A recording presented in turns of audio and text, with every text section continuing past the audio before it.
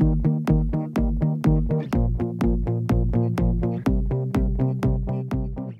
decided to start franchising, and the first store to be franchised was in Wagga.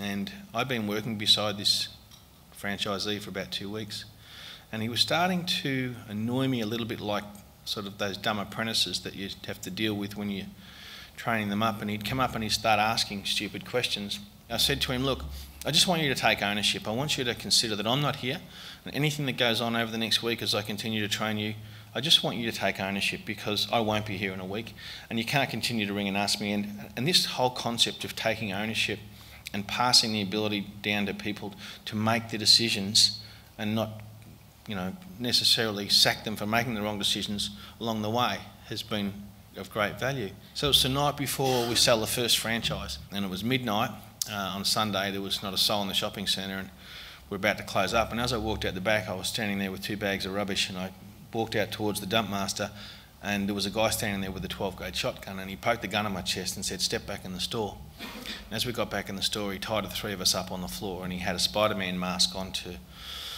cover himself up. And then he walked over to the floor safe, and he started to try and open the floor safe with the 12-gauge shotgun, and he's bashing and bashing and bashing, and we're lying on this freezing cold floor with this guy standing there trying to open the safe.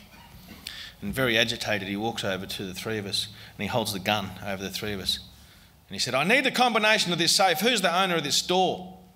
So I had my arms behind my back like this, and I looked across at this guy beside me that was about to buy our first franchise, and I gave him a look like this.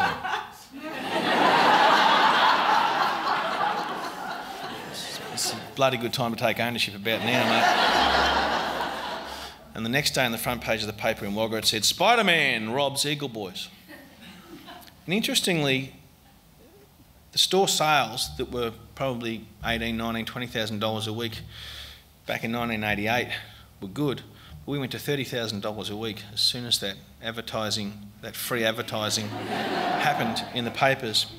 And it fascinated me that people would walk into the store and they'd say, "Oh, I saw that thing in the paper about the robbery. It was terrible. Oh man, I was just so shocked. Didn't know you were here." And it was then that I realised that we're too close to our brands. We're so in love with our brands that the only way to look at our brands and to consider the way we are going to penetrate our brands into other people's minds is to actually look through their eyes.